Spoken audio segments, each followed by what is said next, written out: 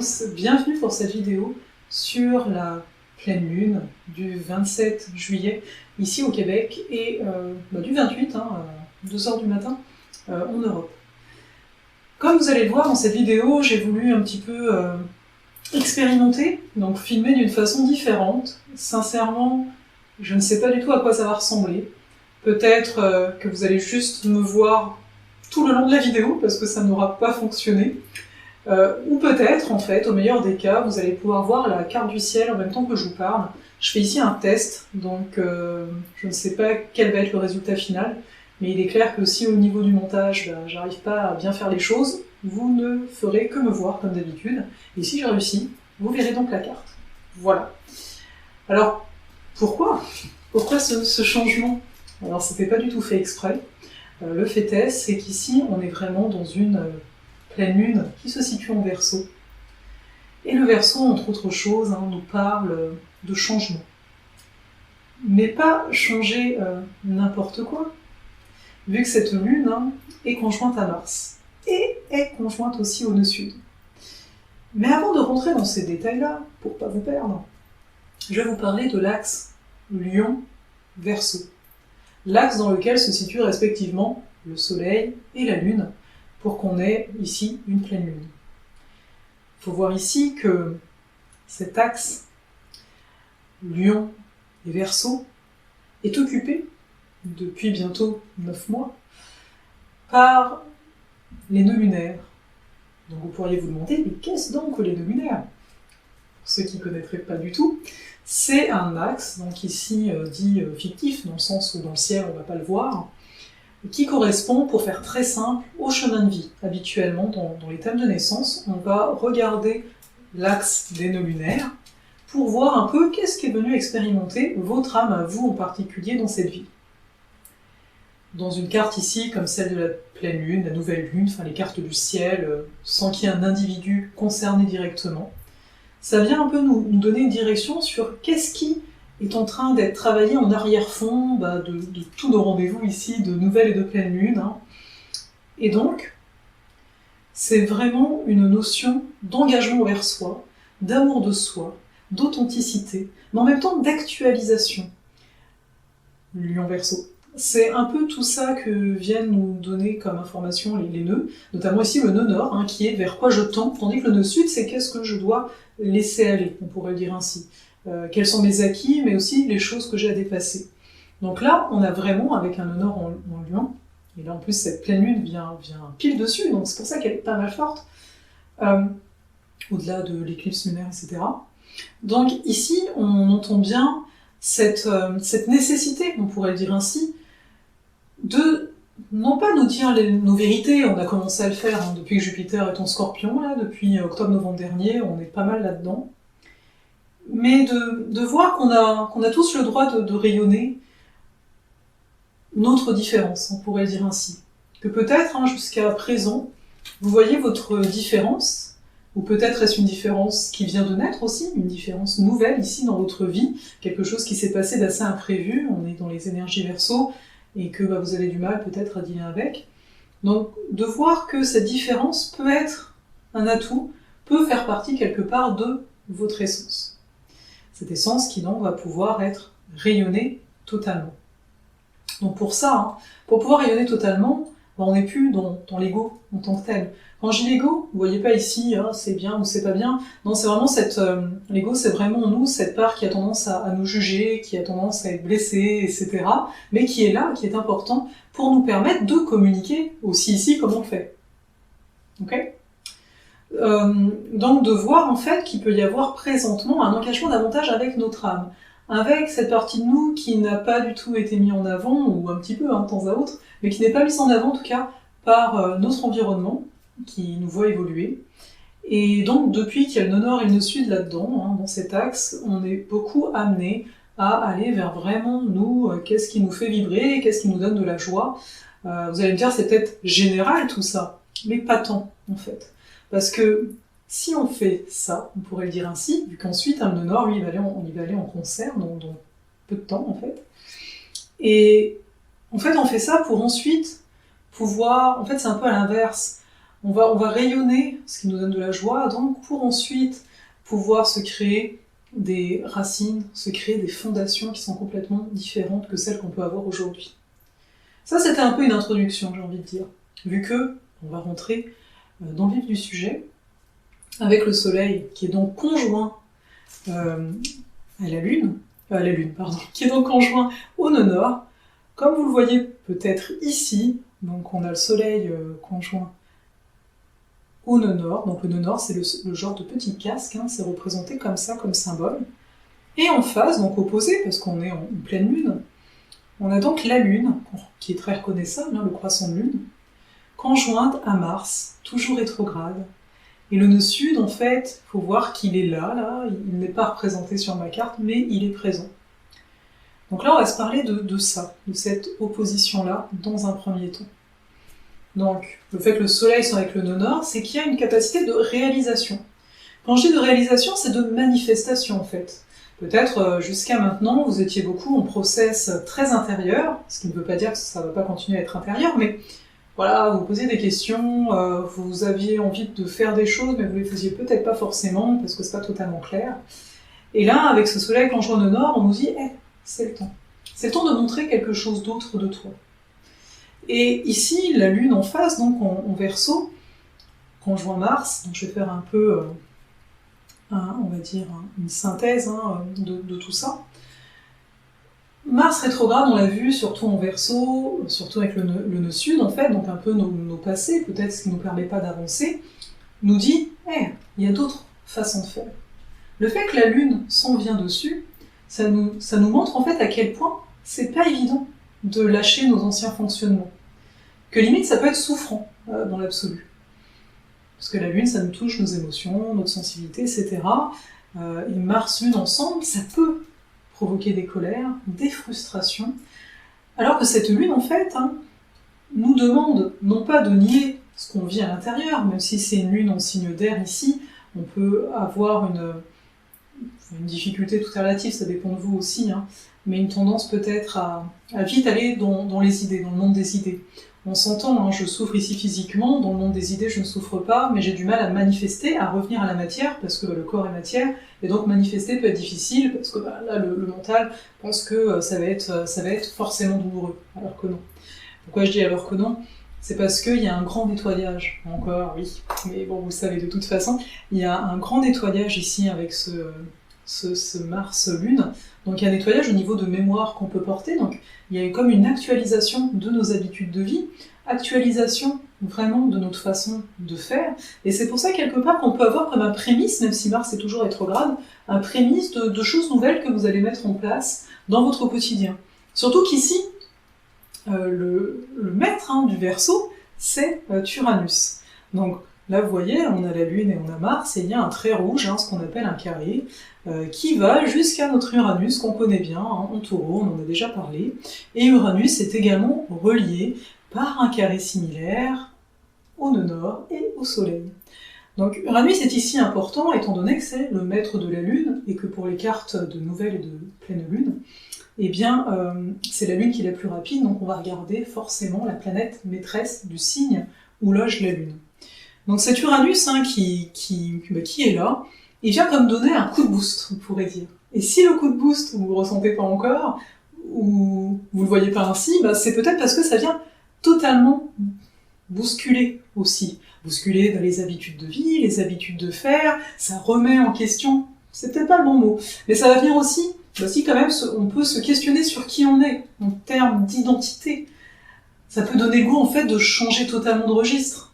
De se dire que peut-être je ne suis pas totalement moi-même, même si jusqu'à présent j'avais l'impression de l'être. Mais en fait, non, je vois qu'il y a encore des choses qui me ralentissent, entre guillemets. Mars rétro, après tout, on pourrait voir une forme de ralentissement qui viendrait pas forcément d'extérieur, mais de nous, en fait, au niveau des croyances qui sont les nôtres. Il y a peut-être des choses qui nous retiennent plus qu'on ne peut l'imaginer. Et donc cet Uranus qui est présent est vraiment là, parce qu'il est soutenu par Saturne, toujours, donc c'est quand même du solide. Tous les changements, encore une fois, que vous pouvez faire actuellement, peuvent durer. Mais, on va dire, ce qui peut peut-être faire mal, entre guillemets, être perturbant, c'est, encore une fois, ce rapport à notre identité. À quel point, en fait, bien questionner cette pleine lune, on pourrait dire ainsi, à quel point vous vous identifiez à ce que vous faites, vous vous identifiez à ce que vous créez, vous vous identifiez à l'image que vous avez créée jusque-là de vous. Donc on n'est pas forcément directement dans le rapport du regard de l'autre par rapport à soi. On est vraiment dans un rapport du regard de soi par rapport à nous. Et automatiquement, on s'entend, on n'est pas tout seul sur cette terre, on est donc directement en lien avec les autres, avec une communauté, une des représentations du Verseau aussi ici. Et par conséquent, ça nous amène un peu ce questionnement. Peut-être que vous êtes en train de vous dire, mais est-ce que j'ai le droit de changer vraiment, totalement? Ou est-ce qu'au contraire, il y a peut-être des peurs qui viennent, des résistances qui disent, mais non, tu te rends pas compte, si tu changes, ça n'ira pas, il va se passer ci, peu importe. Les différentes peurs qui peuvent remonter donc à la surface. Mais c'est pas pour rien que c'est si fort. Surtout que j'en ai pas parlé tout à l'heure, mais l'éclipse lunaire, autant on avait parlé de l'éclipse solaire, l'éclipse lunaire, ça parle donc, encore une fois, de notre intériorité. Donc on a de plus en plus conscience, pour le dire autrement, que ce qui est à l'intérieur de nous va se manifester à l'extérieur. Peut, en fait, modifier l'extérieur. Alors n'allez pas croire ici que si en ce moment il se passe des choses difficiles, c'est par rapport à votre intérieur que ça l'a créé, parce que ça ce serait l'aspect un peu, on va dire, victimisation que le mental peut parfois avoir, mais plutôt voir l'inverse. Vous avez vraiment la capacité ici, je vais dire on l'a tous quoi, de modifier l'extérieur. Encore une fois, avec toutes les planètes rétrogrades ici, ça ne veut pas dire que ça va être rapide. Donc, vous voyez, quelque part, c'est quoi la transmission de cette lune en Verseau? Quelle est l'information qui vous est communiquée par rapport à ce que vous vivez présentement? Elle est où, l'information? Donc en fait, cette lune est vraiment là pour encore nous aider à nous clarifier par rapport à nous-mêmes, ne plus nous mentir quelque part le plus possible. On est en chemin, encore une fois, et on va continuer. Mais c'est vraiment voir ces aspects-là. De plus, c'est sûr qu'il n'y a pas que ça. Actuellement, Mercure est rentré en rétrogradation.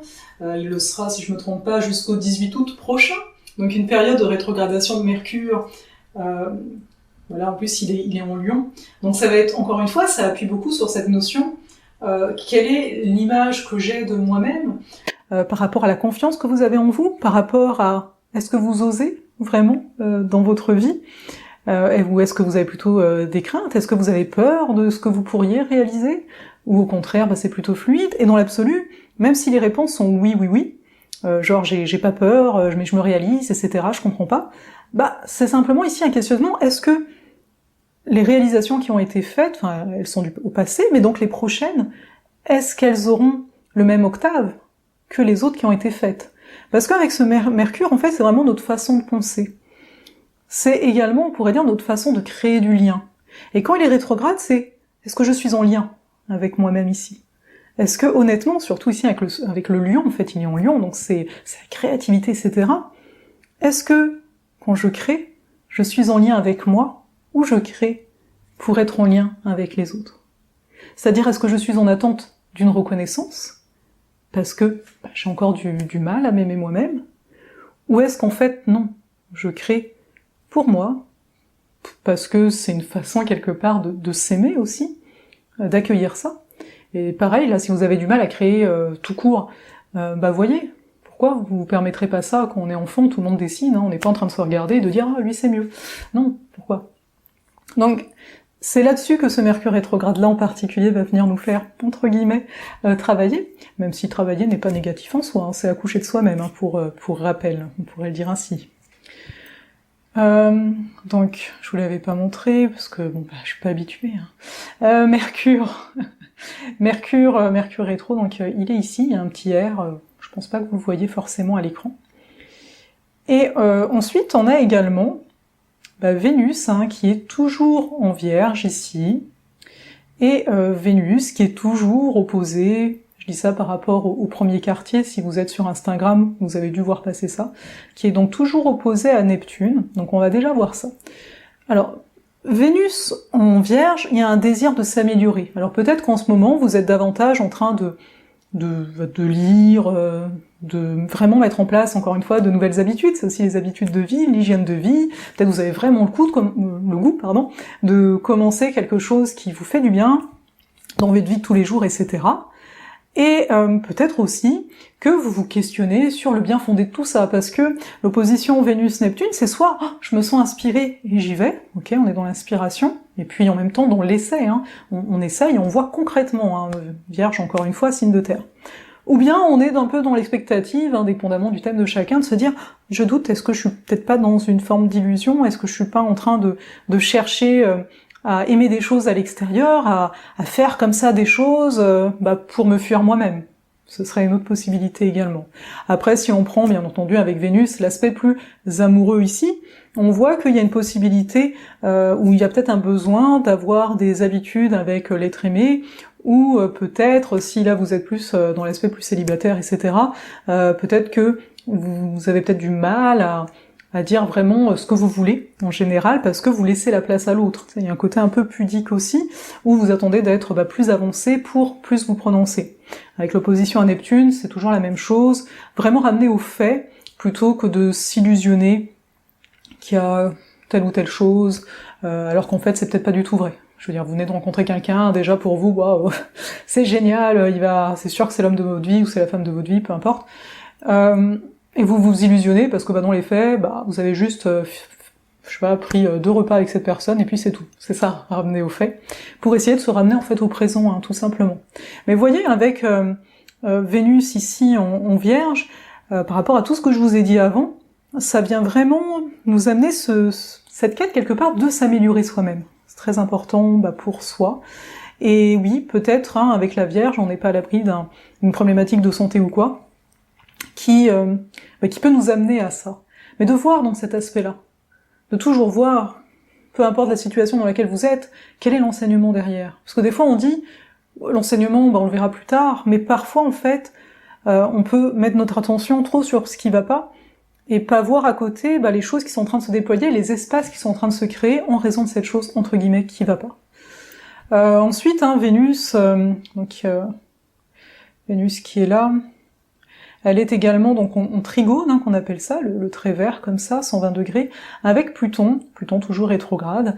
Donc là, on a vraiment on va dire ça comme ça, une facilité de rentrer dans nos profondeurs, d'aller voir nos vérités en tant que telles.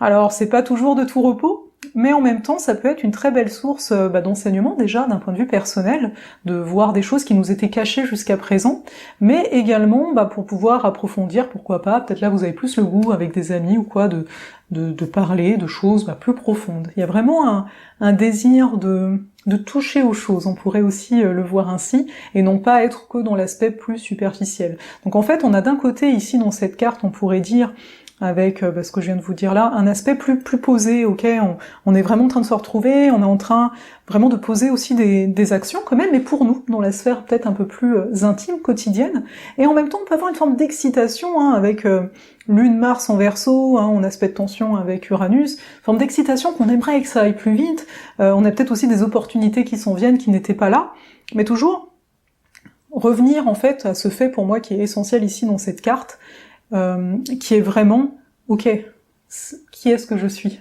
À quoi je m'identifie? Est-ce que j'arrive à, entre guillemets, donner de l'espace pour créer un autre moi, un autre ego, un ego qui n'aurait peut-être plus toutes les blessures qu'il y a eu avant?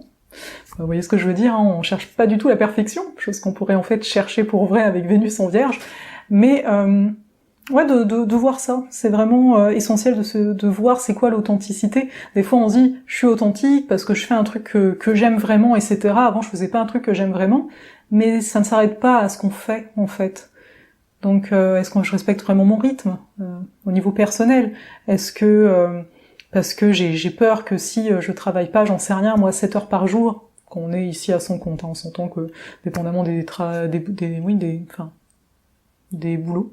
On peut pas forcément choisir, mais est-ce que je me mets pas des contraintes, des limitations, par peur en fait, faut que je travaille 7 heures par jour, parce que si je travaille pas 7 heures par jour, j'aurai pas les résultats, parce que c'est ce qu'on dit, il faut être à fond, il faut faire, etc. Alors qu'en fait, une partie de vous n'a pas besoin de travailler autant, et ça marcherait tout aussi bien. Et ça, bon là je parle du boulot, ça peut être aussi d'autres choses. Peut-être que, je sais pas, vous vous obligez à faire certaines choses parce que vous vous dites, ouais, il y aura un résultat, donc quelque part, on est motivé aussi un peu par la peur, alors qu'il y a une partie de vous qui... Je parle pas de la partie procrastination, etc., qui veut faire des trucs qui lui apportent rien, mais il y a peut-être une partie de vous qui a envie de lire un bouquin, là, qui est chez vous depuis un moment, qui attend que vous le lisez parce que ça va vous permettre d'intégrer des choses en dedans de vous. Vraiment pour finir, on a la Jupiter, hein, toujours en Scorpion, toujours en trigone à Neptune, et on sextile donc à Pluton, hein, c'est un peu le dernier aspect ici de la carte dont je vais vous parler. Et encore une fois, il y a quand même ça ajoute une sorte de facilité à aller à l'intérieur de soi, un désir d'approfondir les choses, c'est une bonne base, on va dire, on est quand même bien appuyé, même si ça déménage fortement, même si on peut avoir l'impression que nos plans sont complètement remis en question, ou au contraire, peut-être que là vous êtes dans une période où vous vous êtes ouvert au possible, donc ça vous fait moins peur, allez savoir. Mais voilà ce que j'avais le goût ici de vous dire pour cette pleine lune en Verseau donc. Je vais vous dire à la prochaine, comme d'habitude, n'hésitez pas à me rejoindre sur Instagram. Pour ceux qui s'intéressent, de mon côté, je vous donnerai des nouvelles sans doute, parce que le temps passe vite, sans doute au mois d'août. Quand je vous dis je vous donnerai des nouvelles, oui, j'ai des choses à partager, notamment dans mon infolettre, enfin audiolettre comme je dis, mais que j'ai du mal à faire présentement parce que, voilà, les énergies, hein, elles font aussi beaucoup travailler des choses en moi, donc je vous donnerai de mes nouvelles vraiment de façon plus personnelle prochainement. Et voilà, je vais m'arrêter là. À bientôt.